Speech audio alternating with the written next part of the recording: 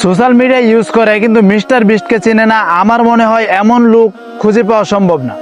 ইউটিউবের ইতিহাসে যত বড় বড় রেকর্ড ছিল সবগুলো ভেঙে ফেলেছে একজনই ইউটিউবার, তার নাম মিস্টার বিস্ট। সারা বিশ্বের যত কন্টেন্ট ক্রিয়েটর আছে, যত চ্যালেঞ্জিং কন্টেন্ট ক্রিয়েটর আছে, আমার মনে হয় সবগুলো রেকর্ড ছাড়িয়ে গেছে মিস্টার বিস্ট। মিস্টার বিস্টের বার্ষিক আয় $500 মিলিয়ন। ভাবা যায়? আচ্ছা যাই হোক, আমার সংখ্যাটা হয়তো ভুল হতে পারে, একটু গুগল করে জেনে নিতে পারবেন।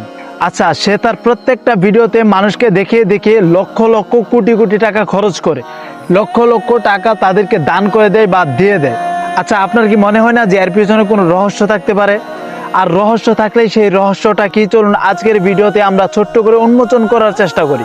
আপনারা যদি মিস্টার বিস্টের ভিডিও প্রথম থেকে শেষ পর্যন্ত কন্টিনিউ করে থাকেন, সেখানে দেখবেন যে একটু পরে পরে মিস্টার বিস্ট চকলেটের অ্যাড দেয়। কি কিছু বুঝতে পারতেছেন নাকি আরো সহজ করে বলবো?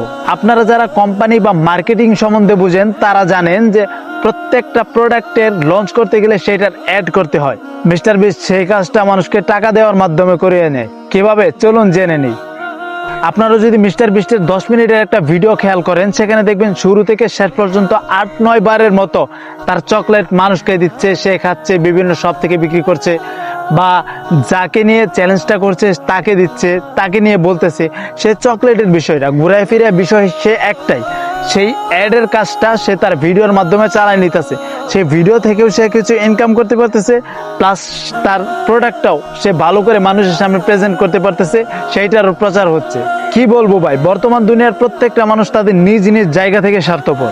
আপনি যদি মিস্টার বিস্টের কান্ট্রি সিলেক্ট করাটা দেখেন যে সে তার ভিডিওতে মূলত কোন কোন কান্ট্রির মানুষ বেশি যায়, দেখবেন যে ইউএস এর কাছাকাছি যে কান্ট্রিগুলো, কানাডা বা অস্ট্রেলিয়া, এই কান্ট্রির লোকগুলোই তাদের ভিডিওতে বেশি যায়, কারণ তাদের প্রোডাক্টটা ওই দিকে একটু বেশি সেল হয়। এই জন্যই ওই দিকের অডিয়েন্স বা ওই দিকের সাবস্ক্রাইবারদেরকেই মিস্টার বিস্ট টার্গেট করে।